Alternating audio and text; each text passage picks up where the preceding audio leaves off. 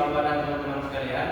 Pada kali ini kami akan mempresentasikan hasil diskusi kami tentang OTEK atau Ocean Thermal Energy Conversion.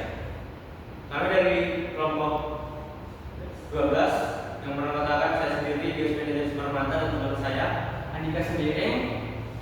Oke, jadi kita lanjut langsung ke bagian pembahasannya. Yang pertama, pengertian OTEK. Apa sih OTEK itu?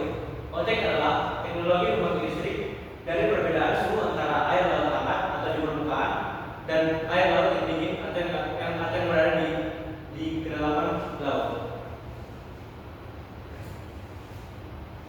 Nah, kemudian di sini kita mendapati konversi energinya.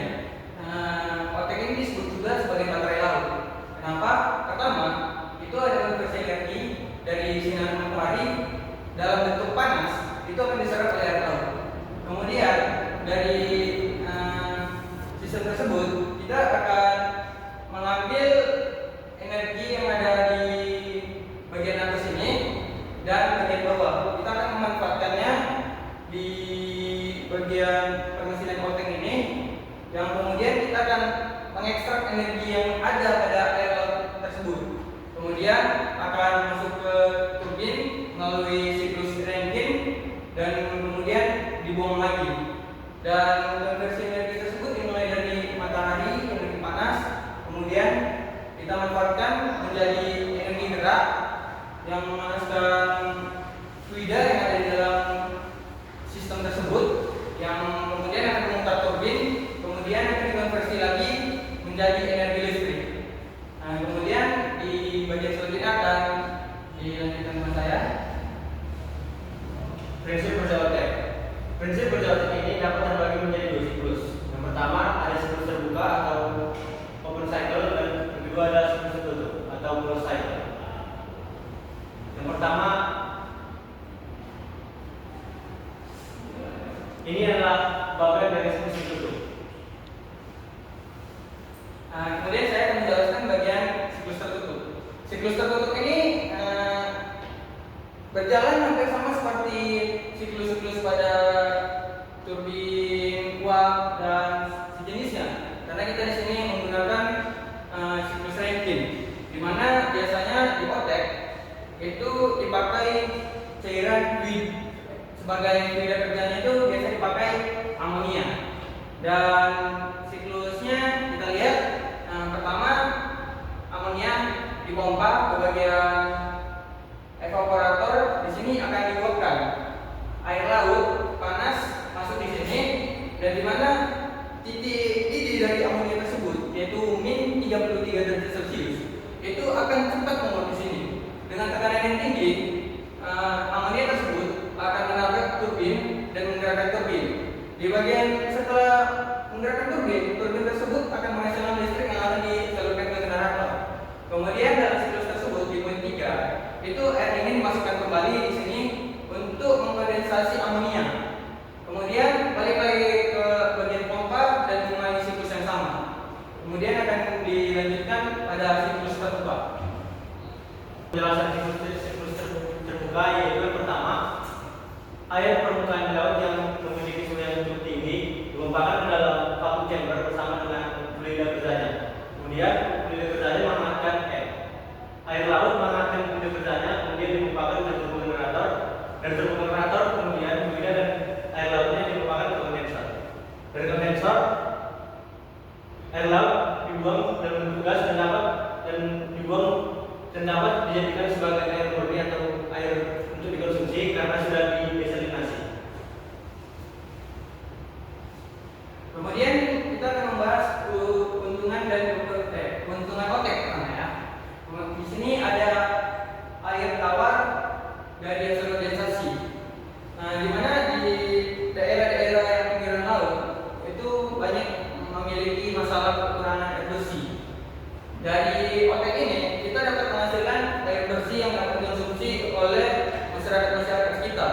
Tidak hanya dikonsumsi, air tersebut dapat juga disalurkan sebagai irigasi untuk tanaman-tanaman pertanian. Kemudian pendingin bangunan alami. Ini sudah dipakai di Hawaii, Amerika Serikat sebagai pendingin bangunan mana air laut dalam itu setelah melalui otek akan disalurkan ke ventilasi rumah yang cara kerjanya hampir mirip dengan AC. Kemudian pertanian tropis dengan pipa pendingin. Nah, ini hampir sama dengan poin pertama. Air tawar setelah dikondensasi akan disalurkan ke pertanian sekitar. Saya rasa itu saya menggunakan otek.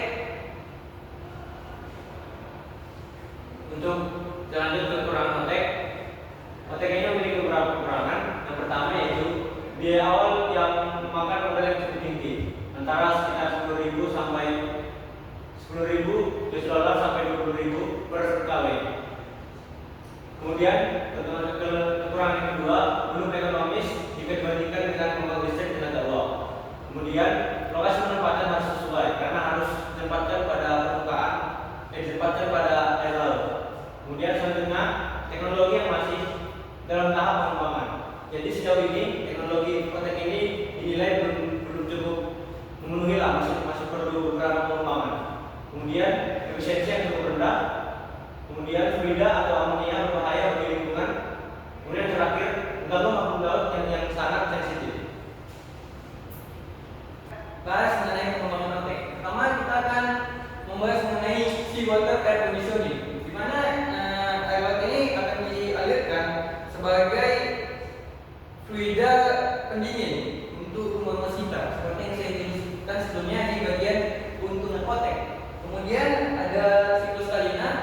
Siklus Kalina ini merupakan pengembangan dari otek yang sudah lama oleh Alexander Kalina, tetapi masih sedikit yang menerapkannya pada pembangkit listrik tenaga air laut ini, dikarenakan biaya yang mahal tadi. Kemudian ada desalinasi air laut untuk membantu warga-warga sekitar yang kekurangan air laut, kekurangan air bersih, maksud saya.